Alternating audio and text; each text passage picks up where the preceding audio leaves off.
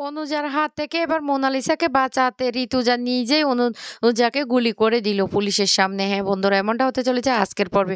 বিস্তারিত জানতে ভিডিওটিতে লাইক দিয়ে চ্যানেলটিকে সাবস্ক্রাইব করে পুরো ভিডিওটি তোমরা দেখতে থাকো। গল্পের শুরুতে আমরা দেখতে পারবো ভিখারিরা একে অপরের সাথে কথা বলতে থাকে আর বলতে লাগলো এক্ষুনি আসবে, আমাদেরকে নতুন কাপড় দিয়ে পুরনো কাপড় নিয়ে যাবে, বুঝতে পারছিস তো? তখন ওরা দুজন যখন কথা বলতে থাকে তখন রথের দড়ি লোকজন টানতে থাকে আর আহ, জগন্নাথ বলরামকে টেনে নিয়ে যেতে লাগলো। তখনই ওই ভিক্ষুকরা ভিক্ষা চাইতে থাকে সবার কাছে। তখন একে একে সবাই এসে ওদেরকে ভিক্ষা দিতে থাকে। অন্যদিকে সেই ক্যানে তখন ছদ্মবেশী সেই অনুজাও উপস্থিত হয়ে যায়। অনুজা তখন জয় জগন্নাথ বললে ভিখারিরাও সবাই জয় জগন্নাথ বলে। তখনই অনুজা ওদেরকে ইশারায় বুঝিয়ে দেয় যে কাজটা কিছুক্ষণের মধ্যে হয়ে যাবে। এইদিকে সমস্ত লোকজন সবাই মিলে রথের দড়ি টানা নিয়ে ব্যস্ত হয়ে পড়ে।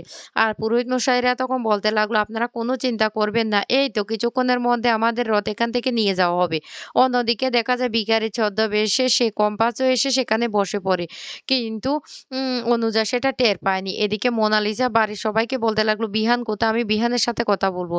তখনই মেঘবেলা আর বিহানের দাদা বলতে লাগলো আরে বিহান ঘরের মধ্যে শুয়ে আছে, শরীরটা ভালো নেই। কেন তুমি এমনটা করছো? ইচ্ছে হলে তুমি ঘরে গিয়ে দেখতে পারো। তখনই মোনালিসা বলতে লাগলো বিহান ঘরে, তাহলে কম্পাস? তখন বলতে লাগলো কম্পাসও তো আজকে ২ দিন হয়েছে মায়ের কাছে গিয়েছে। কেন এমনটা করছো কেন?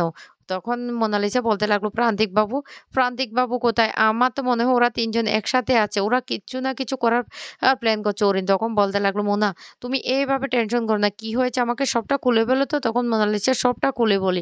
এদিকে মোহিনীও রীতিমতো চমকে যায়। মোনালিসা তখন বলতে লাগলো আমি স্পষ্ট বুঝতে পারছি কিছু না কিছু একটা গন্ডগোল হবে। কিছু তো গন্ডগোল হবে। মেঘবালা তখন বলতে লাগলো আমি কি করব? আমি তো কিছুই বুঝতে পারছি না। এদিকে বিহান ঘরের মধ্যে নেই, অন্যদিকে কম্পাস বাড়িতে নেই। আমার তো মনে হচ্ছে ২ এ ২ এ ৪ মিলে যাচ্ছে। মোনালিসা যেটা বলছে সেটাই। আবার কোনো বিপদ হবে না তো? কি করব কিছুই তো বুঝতে পারছি না। আর তখনই বিহান তার দাদার কাছে এ একটা আননোন নাম্বার তাকে মেসেজ করে যে রথের মেলার মাঠের ওখানে যাওয়ার জন্য। তখন বাড়ির সবাই বলতে লাগলো কিরে কি হয়েছে? তখনই রুদ্র বলতে লাগলো ও আননোন নাম্বার থেকে কে যেন মেসেজ করেছে আমাদেরকে রথের মেলার ওখানে যেতে। তখন মোনালিসা বলতে লাগলো তাহলে যা হওয়ার কি রথের মেলার ওখানে হবে? তখনই বলতে লাগলো হ্যাঁ, ওখানে আমাদের একবার যাওয়া দরকার।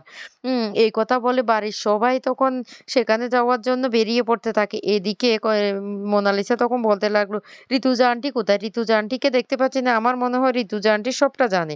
তখন পৃথা বলতে লাগলো আরে এ ব চ দিদিও তো সেখানে গিয়েছে। ওখানে নাকি কি মানত আছে, লোকজনকে কি জানি বস্ত্র দান করবে, সেখানেই তো গিয়েছে। তখন মোনালিসা বলতে লাগলো না আমাদেরকে সেখানে যেতেই হবে।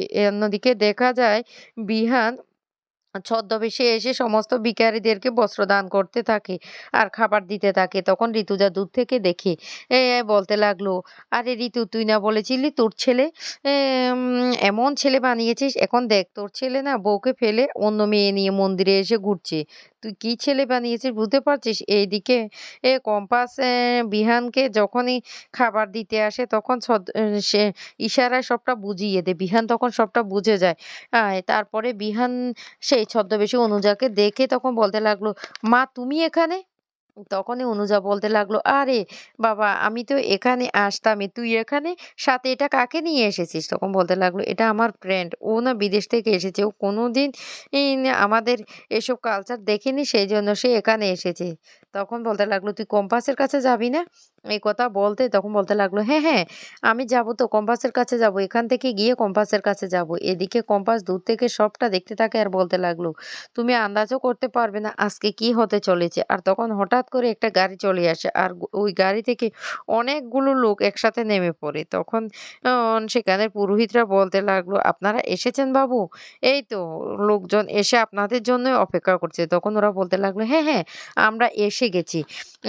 আমরা এবার সমস্ত ভিখারি এমনকি যারা গরিব লোক আছে সবাইকে আমরা বস্ত্র দান করব।" আর তারপরে ওরা একে, একে বস্ত্র দান করতে থাকে সবাইকে। আর বলতে লাগলো, "হ্যাঁ, হ্যাঁ তোমরা আমাদের কাছ থেকে নতুন বস্ত্র নিয়ে পুরনো বস্ত্রগুলি আমাদেরকে দিয়ে দাও। নতুন বস্ত্র পরবে এবার থেকে, মনে থাকবে তো?" এই বলে সবার থেকে পুরনো বস্ত্রগুলি নিতে থাকে। তখন ওই ২ ভিখারি ই একে অপরকে বলতে লাগলো, "কি ব্যাপার? এগুলো এত হালকা লাগছে কেন? বুঝতে পারছি না। কম্পাস তখন মনে, মনে হাসতে থাকে আর বলতে লাগলো, "হালকা লাগবে না? এগুলো তো আমরা পাল্টে ফেলেছি। আরে এগুলো তো খেলনার, এগুলো তো হালকা হবেই।" তখন ওই ভিখারিগুলি বলতে লাগলো, "ঠিক আছে, ঠিক আছে, এখন চুপ কর তো। আমরা আর কোনো কথাই বলব না। এখন চুপচাপ এখানে বসে থাকাই আমাদের মনে হয় ভালোই হবে।" এই বলে ওরা চুপচাপ সেখানে বসে থাকে। এদিকে কম্পাস তখন বলতে লাগলো, "দাঁড়াও, ও খেলা তো এখনো বাকি আছে।" এরপরে ওরা এক পর্যায়ে কম্পাসের কাছে চলে আসে। আর এসে কম্পাসকে নতুন বস্ত্র দিয়ে বলতে লাগলো পুরনো বস্ত্র দেওয়ার জন্য। কম্পাস তখন বলতে লাগলো, "আমার কাছে তো কোনো পুরনো বস্ত্র নেই।" অন্যদিকে দেখা যায় রাজীব সমস্ত কিছু লুকিয়ে, লুকিয়ে ভিডিও করতে থাকে। আর ওর লোকগুলি তখন বলতে লাগলো, "ঠিক আছে, পুরনো বস্ত্র না থাকলে কোনো সমস্যা নেই। আমরা এবার এখান থেকে চলে যাই।" এইদিকে সেই ছদ্মবেশী অনুজা ওদের সাথে কথা বলে বলতে লাগলো, "আপনারা তো বস্ত্র বিতরণ করেছেন দেখতে পাচ্ছি অনেক মানুষেরই।" তখন ওরা বলতে লাগলো, "হ্যাঁ, বস্ত্র বিতরণ করেছি। কারণ বস্ত্র বিতরণ করলে না একটা মহৎ কাজ হয়। গরিব দুঃখী মানুষদেরকে বস্ত্র দিয়েছি।" এই কথা বললে তখনই অনুযা তার ইশারায় বুঝিয়ে দেয় যে তাদেরকে এখান থেকে চলে যাওয়ার জন্য। আর ওরা যখনই চলে যেতে যাবে তখন কম্পাস বলতে লাগলো, "দাঁড়াও, তোমরা কোথায় যাচ্ছ? কোথায় যাচ্ছ তোমরা? এখান থেকে কেউ এক পা নড়বে না।" তখনই তো বেশি অনুযা বলতে লাগলো, "এই গলাটা চেনা, চেনা মনে হচ্ছে, এটা কি?" তারপরে অনুযা সেটা চিনে ফেলে কম্পাসকে আর বলতে লাগলো, "কম্পাস তুই এখানে? বিহান এটা কি হচ্ছে? কি রূপে কম্পাস এখানে?" তখনই কম্পাস বলতে লাগলো, "কি ভেবেছেন? আপনারা এখান থেকে পালিয়ে যাবেন?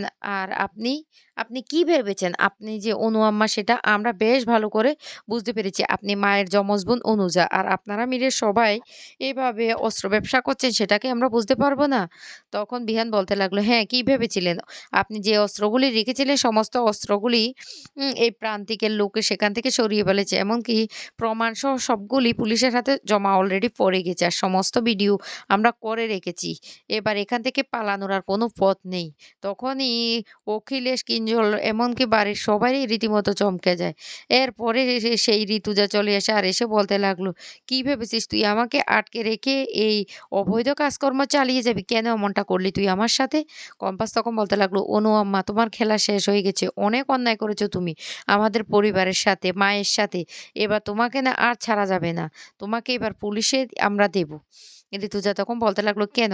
কেন তুই বারবার আমার এতটা ক্ষতি করতে চেয়েছিলি? কেন চেয়েছিলি?" অনু আম্মা তখন কি করবে বুঝতে পারে না। আর সেই মুহূর্তে তখন মোনালিসা ছুটে যায় প্রান্তিকের কাছে আর বলতে লাগলো, "তুমি? তুমি একবারও আমাকে জানালে না?" অনু আম্মা তখন চিৎকার করে বলতে লাগলো, "তোরা তাহলে সবটা বুঝে গেছিস? এতক্ষণ পর্যন্ত এই খেলা চলছে। দাঁড়া এবার আমি কি করি দেখ।" এই বলে মোনালিসাকে ধরে মোনালিসার মাথায় বন্দুকটা ধরে বলতে লাগলো, "সবাই বন্দুক ফেলে দাও, না হলে আমি এই মেয়েটাকে গুলি করে মেরে ফেলবো। মেরে ফেলবো এই মেয়েটাকে গুলি করে।" তখন কি করবে কেউ বুঝতে পারে না। এদিকে কম্পাস তখন বলতে লাগলো, "প্লিজ আপনি ওকে গুলি করবেন না।" তখনই ঋতুজা কান্নাকাটি শুরু করে আর বলতে লাগলো, "ছেড়ে দে অনু। এখনো সময় আছে, ছেড়ে দে।" কিন্তু অনু কোনো কথাই শুনে না। বাধ্য হয়ে ঋতুজা তখন তার যমজ বোন অনুজাকে সবার সামনে গুলি করে দেয়। আর উম ক মোনালিসাকে বাঁচিয়ে এনে তার হাত থেকে। খুশি হয়ে যায় পরিবারের সবাই। পরিবারের সবাই তখন বলতে লাগলো, "মা, মা তুমি কান্না করবে না একদম। তুমি যেই কাজটা করেছো একদম ঠিক কাজ করেছো।" তো বন্ধুরা কেমন লাগলো আজকের পর্বটি অবশ্যই কমেন্ট করে জানাবে।